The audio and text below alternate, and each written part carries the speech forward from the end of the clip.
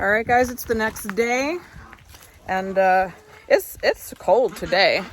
You can see winter is practically here. I've got my handy dandy sidekick. This is the star of the channel right here, makes everything possible. And today we're going to be working in the garden. I got to unload some cow manure and get started on these garlic beds.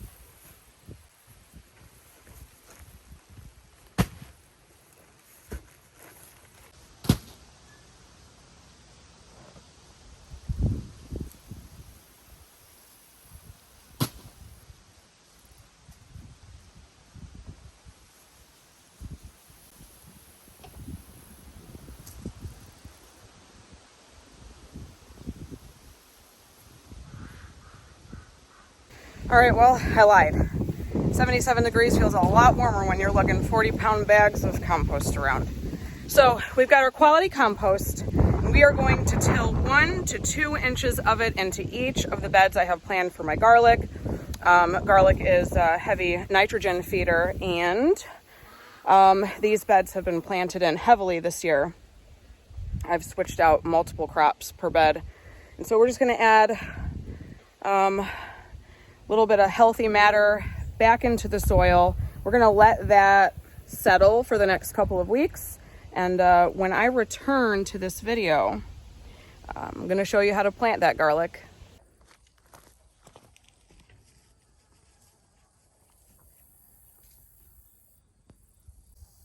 You're not supposed to be in here, honey. Go on. Go on. Ah, wrong way. That way. Good girl. Go on.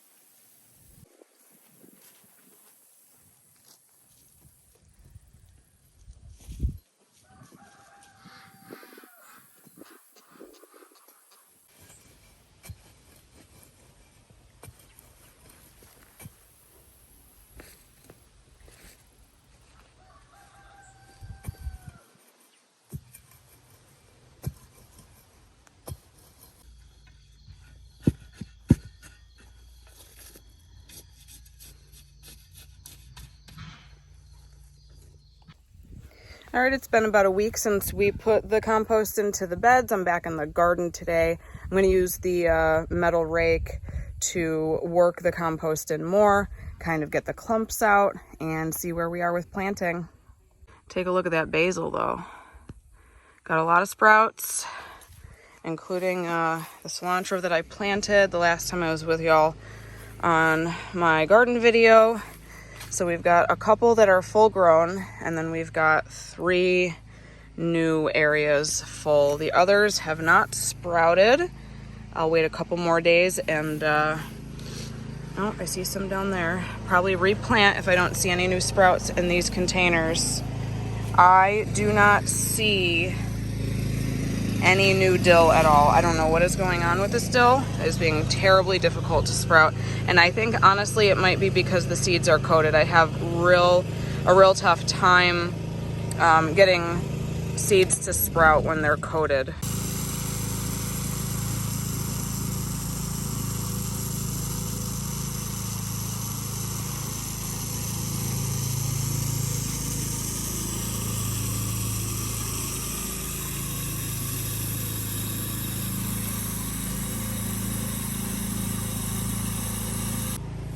So here's the prepped beds. This is number 3.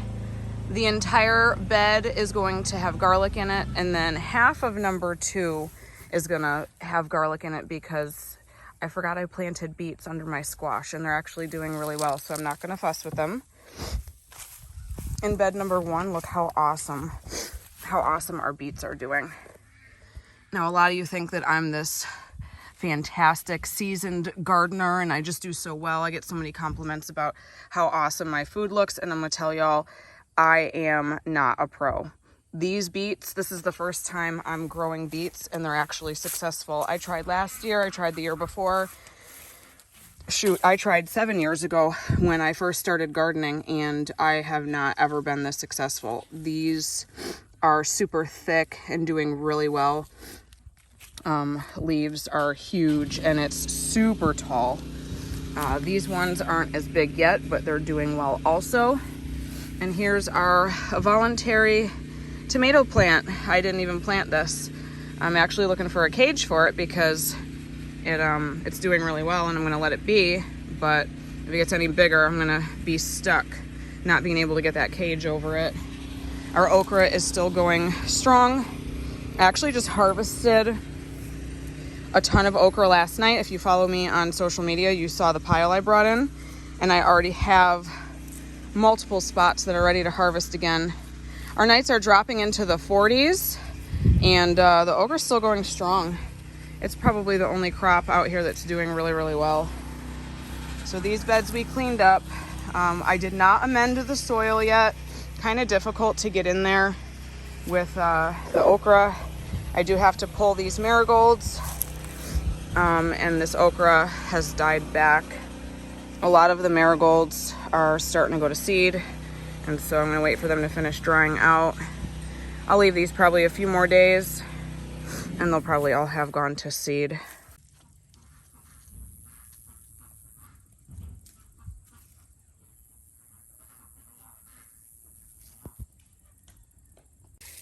So I've been waiting for my gorgeous tomatoes to ripen on the vine, but as you can see, the bugs are getting to them. So I think what I'm gonna do, because it's the end of the growing season for tomatoes at least, I'm gonna just start picking them green because I'm just gonna end up losing all of them. Look at that. Naughty bugs. So this is about the only marigold plant that is doing this well still. No flower heads have died back, and it is massive. It is taking up the whole corner of this bed. But this is another bed that has been prepped with compost so we could plant the garlic. And we are gonna get to that here in just a minute. Y'all ready to come out?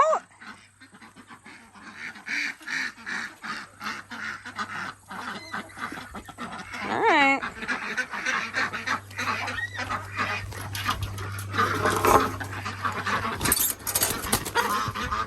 Be free.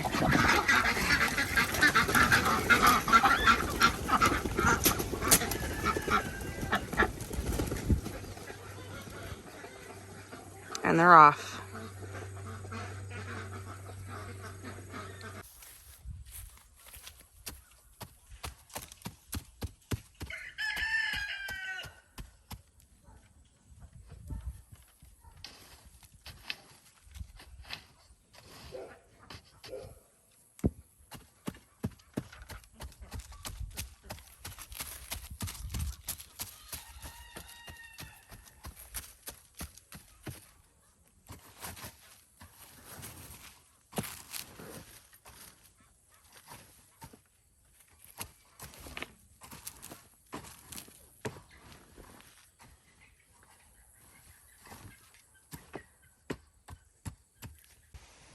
All right, all the beds that we have planned for garlic are prepped, and now it is time to show you how we plant our garlic and just how much we plant for a family our size.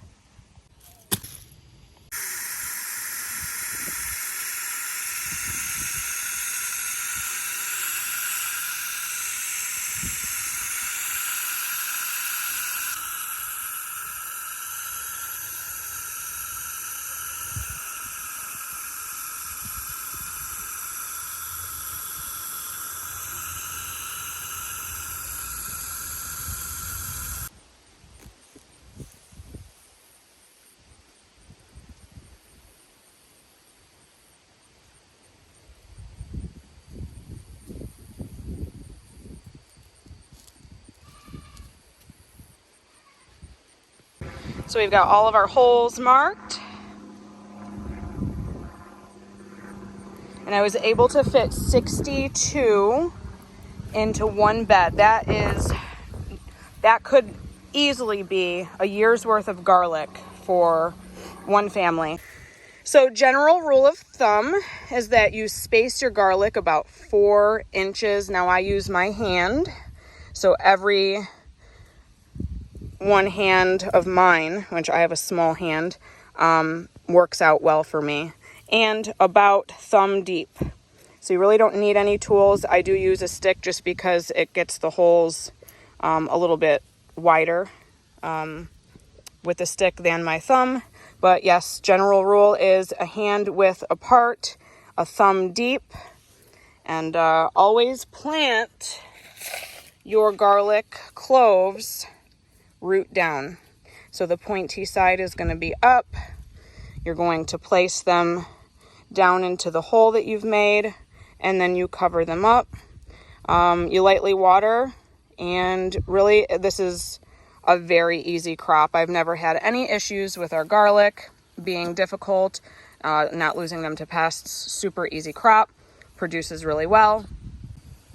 So I'm planting in full sun and with the skins on. Don't ever peel the outside layer of skin off of the garlic. It's going to protect the garlic in the soil after it's been buried. Now, garlic is awesome because it's the gift that keeps on giving.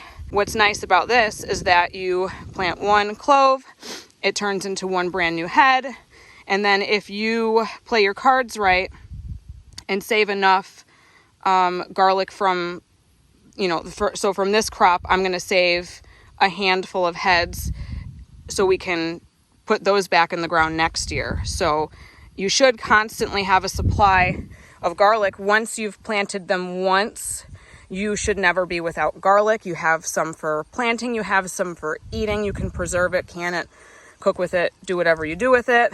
And if you're new to gardening and this is your first year growing garlic, what you can do is go to your local grocery store and buy a head of organic garlic, plant it once, and then your new crop, when you harvest your crop next year, you then begin to save your heads of garlic to plant for next season. So let's go ahead and cover these all up loosely. Then we're going to go ahead and water them heavily. And then they're good to go. Don't really have to fuss much with garlic. I don't really have to water that often. I think last year I watered, maybe 4 times in between rainfalls, and all that. I just let them be, and they thrive really, really easily.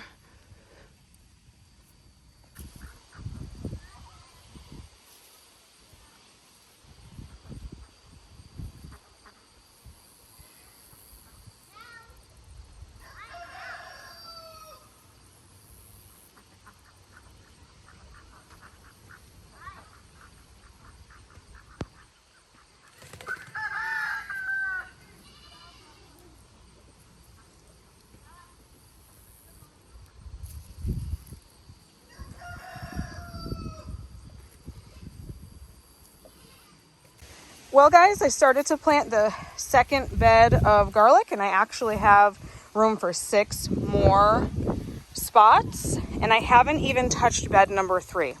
So it looks like we're going to go with 2 heads of garlic per week, calculated into how much garlic I'm going to grow this year. So we'll have a little bit extra than I expected, but the beds are already prepped, and I'm not going to complain. We'll just have extra garlic.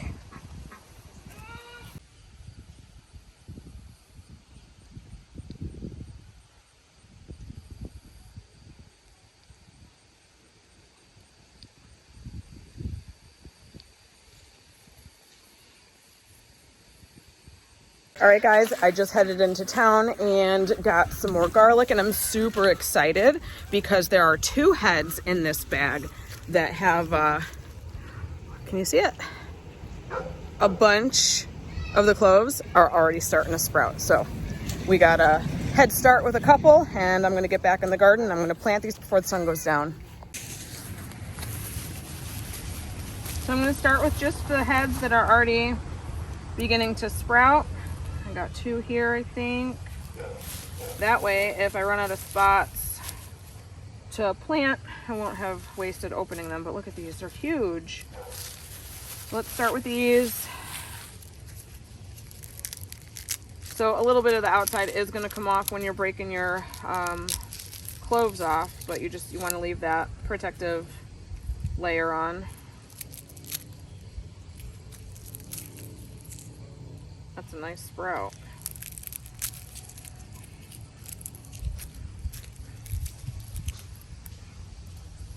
This one lost its coating. I'm not going to put that in.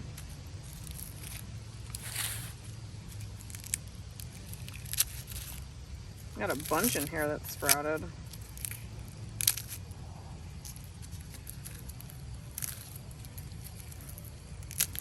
This one's sprouted too.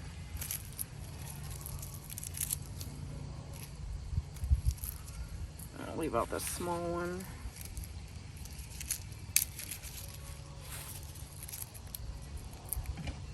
Got another that sprouted. Not bad. No. 1, 2, 3, 4, 5, 6, 7. 7 are sprouted already. So that's awesome. And we still got this head. I'm gonna break the rest of these open and get to planting. Well, these cloves worked out perfect to show you guys what is gonna happen after you plant your clove. So this one's not sprouted, but when you do plant them, that's what happens. They sprout and you're going to have tall green shoots coming out, and then the magic is gonna happen underneath. So I put all the sprouted ones together kind of in one area, and amending this bed worked out really well because oh my gosh, the soil is so soft. So I'm not even making holes, just measuring, and I'm kind of fidgeting the cloves right down in there without having to dig a hole, and it's so soft. Just pushing them down in, going across, and then I'll go back around and cover everything up real good, give everything a water, and we'll have another huge bed full of garlic.